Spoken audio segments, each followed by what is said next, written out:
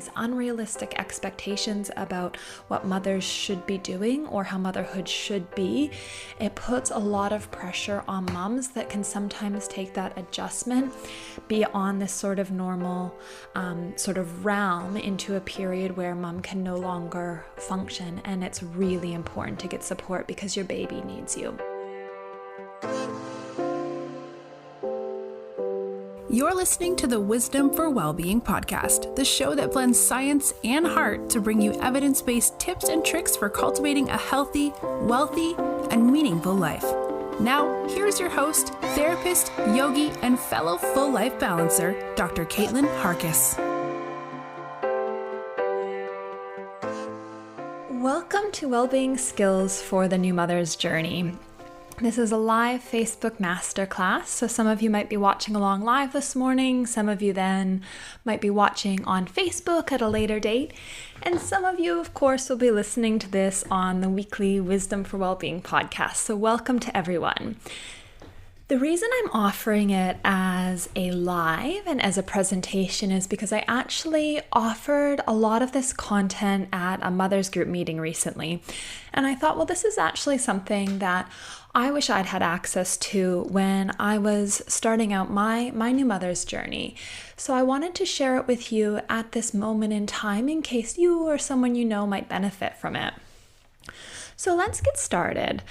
I just wanted to sort of contextualize, who I am presenting. A lot of you know me from the podcast. My name is Dr. Kaitlin Harkess, and I'm a clinical psychologist. I'm also a yoga instructor. And this latter point is relevant because we are going to talk a little bit about yoga as we move through a conversation around psychological flexibility and how this might support our journey as new moms. I want to start out by giving you a beautiful quote that Mila and John Kabat-Zinn say. They say, in giving birth to our babies, we may find that we give birth to new possibilities within ourselves. New possibilities within ourselves. I think that this is such a beautiful way of highlighting that motherhood is this birthing into, it's a journey, it's a transformation. It's an incredible miracle, from conception to birth to the incredible growth and development that's happening with your little one every day. It's one of these true miracles that we get to watch unfold in our lifetime. But with that, it comes with some challenges. I wish I could remember who said this to me, but someone once said, it's like your heart is suddenly walking outside your body. There is this incredible vulnerability that comes with the experience. And it's also quite difficult because, nobody at a baby shower or, even when you're talking to parents, nobody really tells you how transformative it's going to be. And transformation is a really beautiful thing, but it can be such a challenging thing. And perhaps it's the case that even when we're hearing some of the difficulties, some of the challenges that our friends, our families might be experiencing, maybe it's the case that we simply cannot understand the experience until we're in it. And then another layer of complexity is that everyone's experience is different. We all have different resources, different areas where we feel more comfortable, areas where we maybe don't feel as comfortable, different support systems around us and expectations. So it's important to kind of understand that even though we might have had this experience, someone else's experience is going to be different. The other thing is, with this idea of new possibilities within ourselves, I think that this really frames some of the strength that we see in new parenthood. There's a beautiful poem by Araya Mountain Dreamer. If you've ever taken a yoga class, for instance, with me, you will have heard it. But in the poem, she sort of says, I want to know if you can get up in the morning weary and bruised to the bone and do what needs to be done to feed the children. There's this incredible power that comes with caring for this little creature that's outside of yourself. The real struggles, I think, in early motherhood are that society is then messaging you, telling you, oh no, you actually need to be everything you were before. You need to really, and I say in air quotes, bounce back. Like, what does that even mean? Things are not as they were before, and I think there's a degree of acceptance that needs to come along with that and can be cultivated, but we need to understand the impact of society's expectations in order to be able to unpack that a little bit. So when we think of motherhood, often we've been fed these images of being in a white dress, perhaps frolicking in the fields, a little baby sleeping in its arms, or we're looking over a sleeping baby in a cot. And that's not really the way that most people experience it. If you listen to episode 6 in season 1, you'll hear from Tiffany, and she talks through these 2 questions that everybody asks new mothers. First, is your baby a good baby? And again, I'm going to say that in air quotes, because what does it mean to be a good baby? What's happening here is that people are getting at the idea of temperament. Some babies are more sensitive to what's going on around them, and they need more cuddles, more support, more co-regulation with mom, which makes sense because at this early stage, babies do not differentiate themselves from their mother. It's very, very normal for young children, and even, through toddlerhood and getting a little bit on from there, to have a primary attachment with one figure. They might have other attachment as well, but if it is the case that it's mom, that's pretty normal. So there's this temperament element that comes in, and we have this concept in our society of independence, and that somehow, we as adults or as children need to be independent, and we put that down on babies as well, and none of that makes sense. We're all, even through adulthood, interdependent, dependent on each other, but particularly these vulnerable little creatures we've birthed into the world. And then people come in with the second question saying, is your baby sleeping? How's your baby's sleep?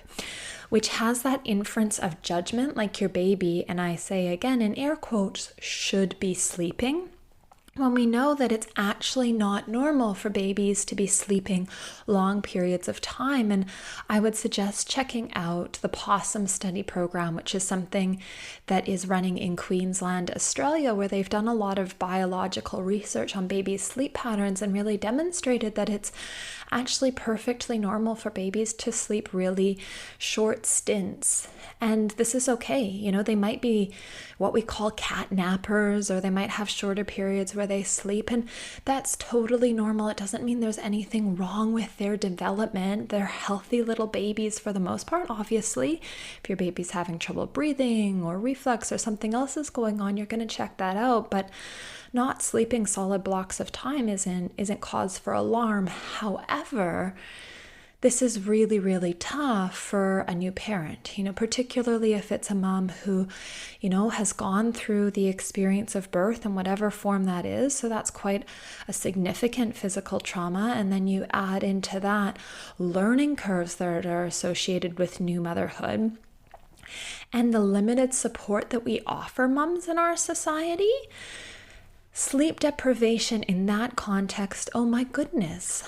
Of course it's challenging, and no wonder, we all want babies to sleep because we need to sleep too. And I think this is where we want to look at what's going on around us, expectations and supports. I'll talk about expectations when we talk a little bit more about values in a moment, but regards to supports, if it is the case that one is struggling, it's really important to reach out and see what sort of supports are out there, whether it is local supports like through child and family services, or asking friends or families to come over and cuddle your baby so you can have a nap or do the dishes, so that when the baby is sleeping, you are also sleeping if that's possible. I know a lot of us have probably worn our babies to sleep because they sleep best that way. So when the baby's awake, if someone else can be playing with it, cuddling it, that might mean mama also gets a chance to sleep. This is difficult right now, given that it's COVID, so it's other layers. So as we're talking now about perinatal mental health, I would encourage you to reach out for supports where you need it. We sometimes see postnatal depression as this really gross difference from the normal happy mother, or what we perceive to be the normally happy mother, but it's actually, there's this continuum of normal adjustments to motherhood. It is an adjustment. Nothing is the same as it was. And when we have inadequate social supports, when we expect the house to be spick and span, for you to be the partner, the friend, the colleague to be back at work, these unrealistic expectations about what mothers should be doing or how motherhood should be, it puts a lot of pressure on moms that can sometimes take that adjustment beyond this sort of normal sort of realm into a period where mom can no longer function. And it's really important to get support because your baby needs you. Babies really need to be able to connect in with mom. That connecting in with mom really supports their long-term, emotional, cognitive, even, physical development. This is what we'll start to call attachment. And I'll talk about that in a moment. But first I want to highlight how normal and how prevalent this experience of a mental disorder, or what I just like to call, like real significant struggles in motherhood is. About 10% of pregnant women worldwide experience a mental health disorder following birth, and it's primarily depression. But what seems to be more common is this concept of postnatal depletion. So this is something I haven't actually found any peer review papers on this, so take it with a grain of salt, but it's something that a lot of mums resonate with. So it's a term coined by Dr. Oscar Serialci here in Australia, and it describes this fatigue that mums experience, this sense of baby brain, and this sense that they, are not able to regulate their emotions, that they're up and they're down, perhaps crying for no reason or feeling like they're not good enough, they're not a good mum. That this experience maybe encompasses about 50% of the new mum sort of population, and actually onwards up until 7 years old is what's being, I guess, suggested here. Now, what's interesting, I think, is that Dr. Serialci notices that people in his practice who fit the signs, the symptoms of postnatal depletion are more likely to then go on and develop postnatal depression, but it's not necessarily in the newborn phase. It can be later on, a few years after the birth of one's child, which highlights the importance of supporting a mom's well-being and a mom's journey early on, so that this continuous sense of depletion doesn't leave one vulnerable for, these challenges down the track. So I want to introduce you to the concept of psychological flexibility as a way of moving through this prenatal period. We're not going to go too much into this. I recognize we've already been chatting for 20 minutes, and it is my idea to try and keep this a little bit shorter since I know the time challenges that new parents have. But psychological flexibility is, in essence, the capacity to be able to notice and experience difficult thoughts, feelings, beliefs, memory, physical sensations, to be able to notice and acknowledge those experiences, and still to move in a direction of heart, of value, to take this committed action towards being the mother, towards being the parent that you want to be, even if you're experiencing uncomfortable, internal experiences, thoughts, feelings, bodily sensations. So with that in mind, there are a number of skills that support us to be able to live that sort of life. Like an example, to put it in context, might be, that poem where I was describing being weary and bruised to the bone and still getting up to do what needs to be done to feed the children.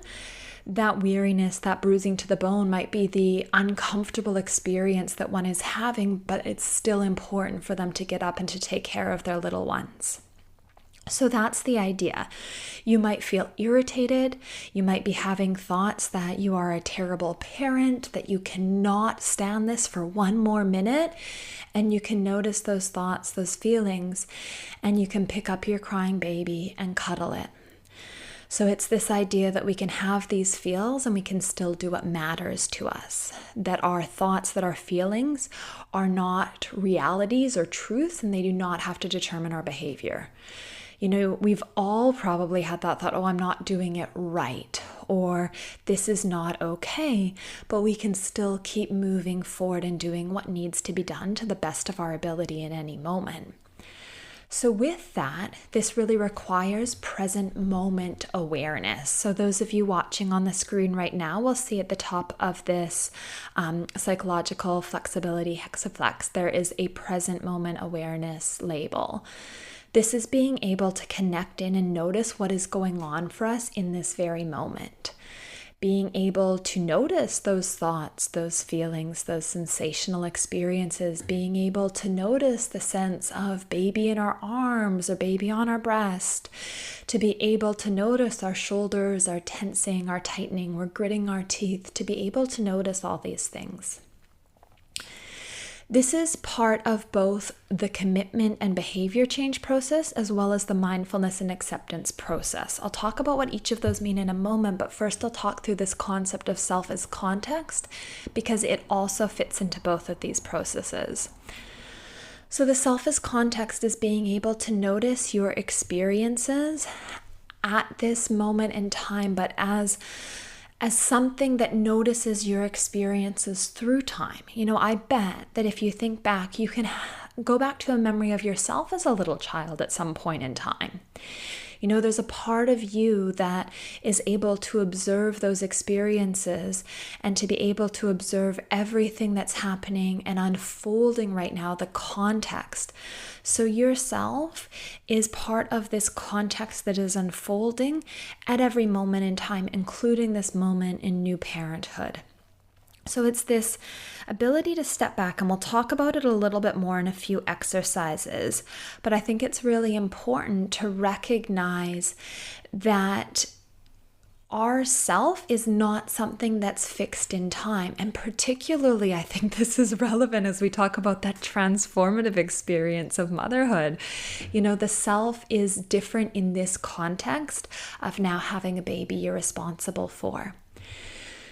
In regards to the mindfulness and acceptance processes, acceptance, being able to acknowledge and notice the reality of this experience without fighting it, without resisting it, this is the process of acceptance. It doesn't mean that you like it. It doesn't mean that it would be your choice, but it's acknowledging, well, this is as it is and what's happening right now. Cognitive diffusion is the process of being able to step back, to move back into almost that observing sense of self and notice those thoughts, feelings, sensations without being embedded in them. The easiest way to describe this is, you know, I'm having the thought that I'm a terrible mother. We're labeling that as a thought versus saying I am a terrible mother. When we're really fused, we're labeling that like it's a truth, it's a real experience rather than it being a thought. So these are the mindfulness and acceptance processes, and we can use different practices to be able to support us to cultivate mindfulness and acceptance. We can also be using some of these skills to cultivate commitment and behavior change. So making sure that we're taking the actions to show up as the parents we want to be. And that's where knowing our values, what we really want to stand for in this life, in this journey of motherhood, of parenthood is going to be important. And having the framework to be able to take committed action towards that, to be able to actually action those values so that there's something that we can see and be doing. So like I said, we're going to talk through all of these a little bit more, but first let's talk about emotions, because that is something that really comes up, you know, for all of us, but particularly in this stage where our hormones are changing so grossly if you did give birth to a baby. So what happens when you give birth is that your estrogen and progesterone levels suddenly drop and your oxytocin starts to go up. And this can create these very significant swings in experiences. So with the estrogen and progesterone dropping, it gives almost like these emotional symptoms, these PMS sort of mood swing type symptoms, and then the oxytocin is like this love hormone. So you can go from being on the floor in tears in one moment to suddenly thinking, why do I not have 8 children? And this can be really difficult for us, particularly if we have the expectation or we have been fairly stable in our emotional experiences more so through time. But it's important to know in this context, whatever you're experiencing, your emotions are entirely normal. Emotions are universal and they are felt. So when we say emotions, you feel emotions in your body. This is a full response. And if you are feeling sensitive to what's happening, that's another layer. You cannot will away emotions. They are not under voluntary control. I do not believe that you get to choose your emotions. There's something you experience, and they are not then in that sense right or wrong, but we might notice some emotions are helpful and some are less helpful in certain situations. That's okay. We can have uncomfortable emotions and still choose how we respond. So emotions come with them this urge for action. If you're feeling really irritable or angry, you might have an urge to, throw a bottle against a wall, or to, we say spit the dummy. I think that this might be an Australian lingo because of the word dummy, but to spit the dummy. And, we have these urges to lash out that go with irritation and anger. And we can have those urges and we can still behave in a really calm, composed manner. We can still gently set down the bottle, walk away from whatever we were doing, or we can feel really sad, like we want to curl up in a ball, and we can still get up and, dress baby in something warmer, whatever it may be. So while we might have emotions that are strong and that have urges associated with them, they do not have to control our behavior. In regards to acceptance, we talked a little bit about it before. Of course, there's going to be moments where we think, gosh, I want a good night's sleep so badly, or even 30 or 15 minutes. But if that is not what's happening in this reality, the struggle against it can often cause us more strain and impact our quality of life more than accepting the reality. For instance, if you would like your baby to go down for a nap, but baby is resisting with all its little might, you can continue trying to force baby to go for a nap. But what's I imagine happening in that scenario is you might notice more frustration, more irritation arising in yourself, and baby might also be experiencing something similar. The metaphor of this rope picture that you might be seeing on the screen, or if you're listening, just imagining a rope and imagining yourself standing on one end of that rope, and on the other end is a monster. So you're engaged in this tug of war over a ditch. You are trying to pull the monster into the ditch, which is all, your wants, your wills, the way you want things to be, your frustration, your irritation. You are struggling against the reality of the situation, which is this monster, and you are trying to pull it into a ditch, fighting for all it's worth. And the monster is fighting back, so you are engaged in this battle. The question is, what would happen if you dropped the rope? What would happen if on the other side you were tired, you were exhausted, you were irritated, if all that stuff was still there and you kind of went, okay, this is the way it is. I'm tired, I'm frustrated, and baby's not sleeping. I'm going to pick baby up and we're going to go do something else, or I'm going to take some deep breaths and try something a little bit different. If we accept and acknowledge this is the way reality is, we are able to try something different because we're then no longer engaged in this battle of the way we would like it to be or the way we think it should be. It's not an easy practice, and I say practice because it's ongoing. We keep practicing it again and again. We notice when we're in resistance and we practice more. So diffusion, cognitive diffusion, was the idea of taking a step back and noticing our internal experiences. So noticing our thoughts, our feelings, our memories, our bodily sensations as they come up. It's this idea that we are trying to to notice these experiences rather than alter them in some ways. We might be often fighting the thoughts we're having. If we have a thought that, wow, my baby is incredibly annoying or frustrated, it's okay to have that thought. If we suddenly then go, oh, that's an awful thought to have, I'm an awful mother, I'm an awful person, then we're adding this extra layer of suffering to the experience when a thought is just a thought. Thoughts are not truths, thoughts are not reality. And if we can practice languaging around that, saying, I'm having the thought that, I'm having the feeling that, oh, I'm noticing this memory come up, or I'm feeling this sense in my body, it allows us to step back from these experiences and sort of reduce the literal content or quality of the experience we're having. We're not taking it as a direct experience of reality. So there are a few exercises that can support you in this, because I think this is a really important one for moms. When we talk about how society has all these expectations for how mothers should be showing up, it leads us to believe, oh, I should be having all these positive thoughts all the time, and I should be okay, and my baby should be doing X, Y, and Z, and can lead to these feelings of guilt and shame around the experience. So I guess just to give you a couple more references in regards to managing all of that, check out season 2, episode 4. That's where Justine talks a little bit through self-care, and we'll be talking about that in a moment. But I think what she acknowledges in that episode really beautifully is the struggle that she had with fertility and how her life should have been progressing.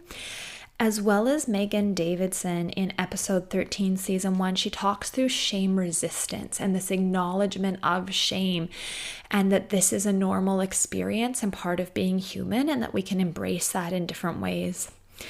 As well as Jenny Rossier in season 2, episode 2, talking through the parenting wars, because another expectation that comes in our society is that we should be all loved up with our baby and all loved up with our partner, and things should be easier, should be a certain way. And I think these episodes can really help that. So we talked a little bit about language. One other language technique that might help you with the process of diffusion is to switch your buts to and. For instance, I'm really tired, but I have to rock my baby. Perhaps if we switched our languaging to, I'm really tired and I'm going to rock my baby, it sounds a little bit more empowering. It gives us this sense that we have choice, that there can be two realities, that we can be tired and we can be doing X, Y, and Z.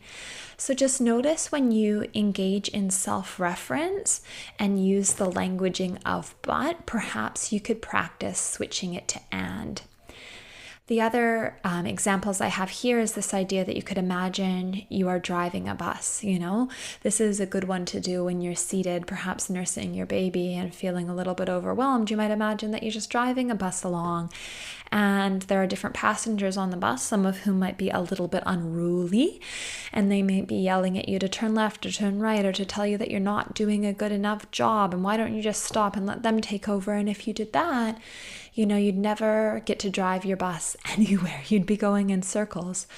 So you can hear all of those things. You can notice all those things, which would be the thoughts, the feelings, the bodily sensations, and you can keep driving your bus. You can notice them as passengers, letting their messages slowly fade to the back.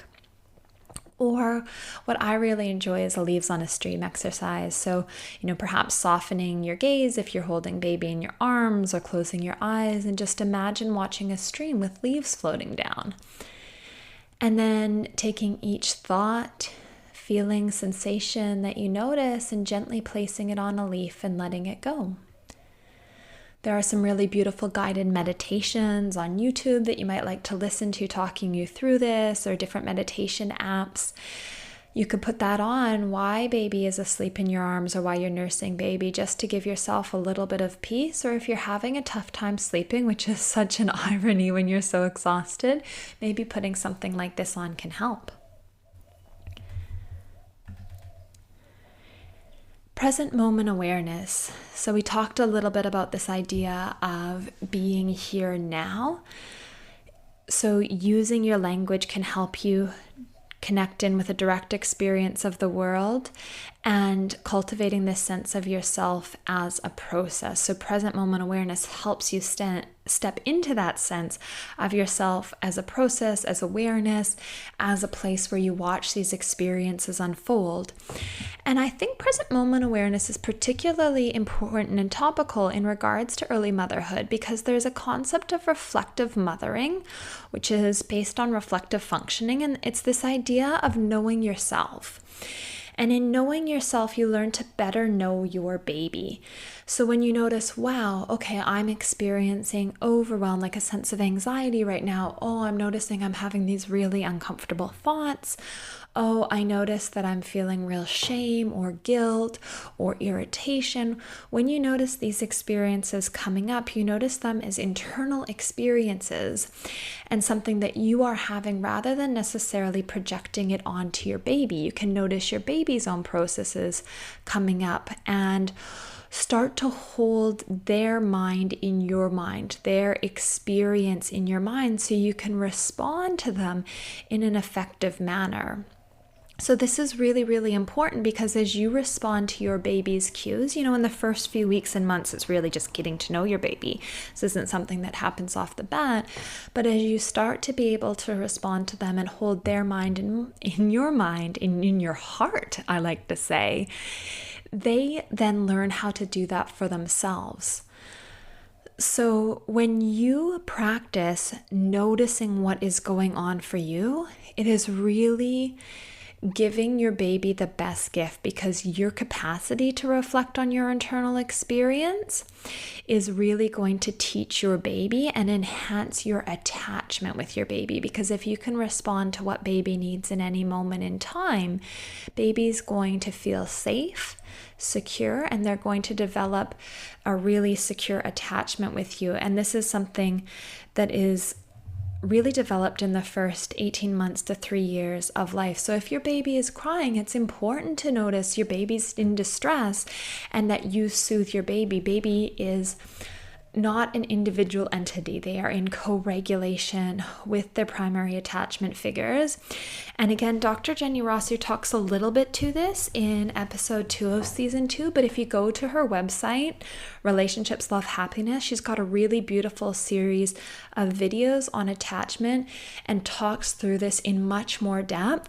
And this actually highlights why approaches that are like cry-based in regards to sleep are not effective from an attachment framework and can be very, very distressing for a little baby. So it's nice to have those resources and check out her work to keep this in mind. I think it would also be helpful to have a listen to Tiffany's episode number 6 again, because Tiffany talks through the Village app, which is this app she created to keep new parents in contact and in connection. And that's really useful because as new parents, when it feels really isolating and we're getting these messages from people who might not remember their baby's not sleeping, it can feel helpful to message, mentor parents or other parents who are on the same journey to have normalization of the experience, because a lot of the discomfort and distress we experience is based on our assumptions of the way things should be or our judgments of the way things should be. And I think it's important when we kind of go, oh, well, actually, this is pretty normal. It takes some of the sting off of the experience. But again, it's important to make sure that we have resources and supports in place. So connecting in with values might actually guide you to what is important. If you have clear values in regards to your mothering, to your parenting, to yourself generally, it allows you to choose how you respond moment to moment, even when you might be feeling uncomfortable thoughts, feelings, bodily sensations. So this is what's going to allow you to lead a really vital life, a values consistent life, to feel like you're showing up as the mother you might want to be, even though it will not be perfect. To put that in context, there's There's some evidence, some frameworks that suggest that really responding to baby's cues effectively, 30% of the time, develops secure attachment, that's good enough. So sometimes we're going to miss cue because we're human. There's going to be different thoughts on your mind. You're going to be multitasking sometimes. That's okay, but try and show up as best you can in the moments you can. And that's going to allow you to cultivate this secure connection with your baby. In having clarity in your values, you can also start to disentangle what is important to you and what might be expectations of society. So if you go, well, one of my values is being really patient with my baby and, really responding to my baby being there when they need me. And nowhere up on your values list comes having people really think my house is spick and span, or, that I am, dressed immaculately. If fashion is not showing up on your values list, then maybe on days where you're exhausted and your baby's going through a wonder week, perhaps rather than focusing on getting the house clean or getting yourself done up, you're spending that time with baby and napping and doing the things you need to do to show up for your baby. It can offer clarity. There's going to be times where you do have to do the other stuff, and that is important because perhaps your well-being is also associated with having a nice place in which you're living, and perhaps you do feel better about yourself and clearer in the world when you've had a shower and gotten dressed. So it's going to be a little bit different every day and a little bit different for everyone, but I would encourage you, when you have a moment, to take the time to reflect on your values, to figure out what's truly important to you, so that the expectations and the shoulds of society have less sway because you know where your heart lies. And with this, I want to ask you, are you mothering yourself? Are you finding flexible ways for self-care? Because I imagine it would be incredibly difficult to show up as the person you want to be if you haven't got some reserves in the bank, so to speak, if you haven't had the space to check in with yourself, to tune into yourself. And flexibility is going to be important here because life isn't the way that it was before. I remember when I was teaching yoga, I would have, a student that I hadn't seen in ages come into a class, and I would say, oh, wow, I haven't seen you in years. And they would say, oh, yeah, like I had kids. And I was thinking, what? But why haven't I seen you? And then I had a child and I got it, doing the things that you used to do is not necessarily as accessible, but there are ways to do things flexibly. Right now with COVID, while COVID has hampered a lot of opportunities and options for going out and connecting, new options are available. There's, for instance, and I'm coming from a yoga framework because it's something that's important to me, there are Zoom yoga classes available. There are websites like Emily Sanderson, season 1, episode 19, talks through the Do Yoga With Me website, as well as talking through how she started a yoga practice with 10 minutes, just doing it at the foot of the bed while she had, young children. So it doesn't have to be these long periods in time if that's something that's interesting to you. The reason I think yoga can be a useful place to start, whether that's just, doing a little bit of mindful movement on the ground while baby's playing on its tummy, or if you're kind of cuddling baby, doing a few, lunges or balancing, is that gets you in contact with the sensations that are happening inside of your body. So you start to notice.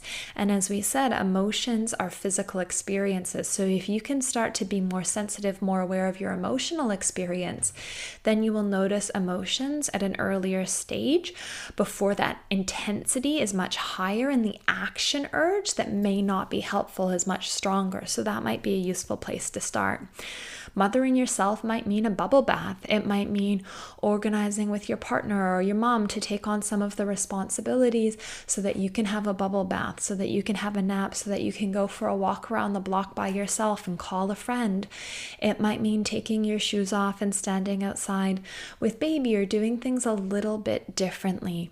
But just starting to find ways that you can carve out some sense of yourself in this disorientating season, but also acknowledging it as a season, and I think that's where Tiffany's app, for instance, is really useful because it puts in context with other people reminding you, okay, well, this is going to shift, and it's not necessarily your mom or someone reminding you where it feels a little bit more triggering.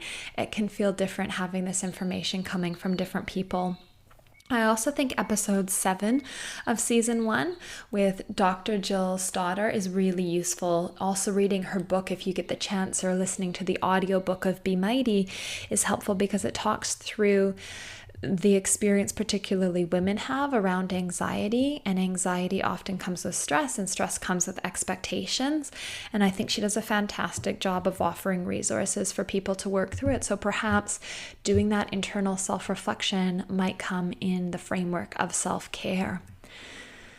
So as I suggested, mindful movement might be useful. I invite you to stretch out your arms now, to do a little twist if that feels good, to maybe take a couple of breaths, to notice how you're feeling. And as you do this, I would like to present, the most important caveat.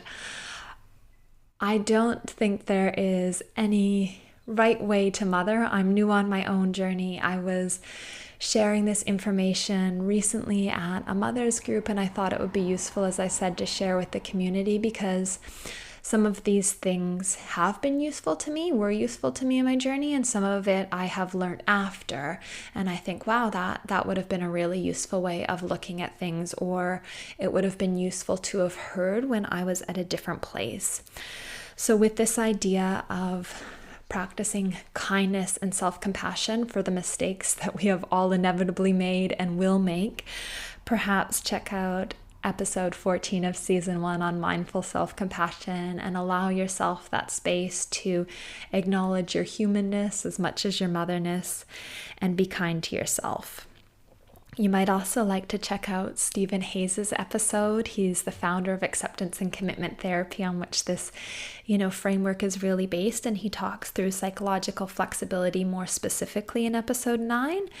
And I also think Tiffany Rochester's episode 12 is really, really fantastic, because she talks through getting comfortable with uncomfortable emotions. And this is in regards to your experience, but also if we're going to shift the burden and the weight that might be on oneself, it might mean asking for help or doing things differently. And sometimes that can be an uncomfortable conversation to have with different people in your life to get the supports you need. So perhaps that episode could be helpful as well. I have a little workbook that will allow you to work through the things that we've talked through today, and allow you some time to reflect in on your values and how you might take committed action towards them. So if you head over to drkaitlin.com, on Wednesday, when this episode is released as part of the podcast, you'll then be able to download that workbook there. If you'd like it earlier, that's cool. Just email me hello@drkaitlin.com and I can easily send it out to you. Thank you so much for being here today. I really appreciate your time, and I hope that you have a wonderful Sunday, perhaps filled with lots of baby cuddles. Bye for now.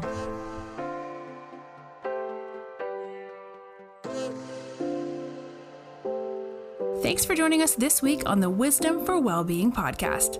Please visit drkaitlin.com to connect, find show notes, other episodes, and to subscribe. While you're at it, if you find value in this show, we'd appreciate a rating, or perhaps simply tell a friend about the show.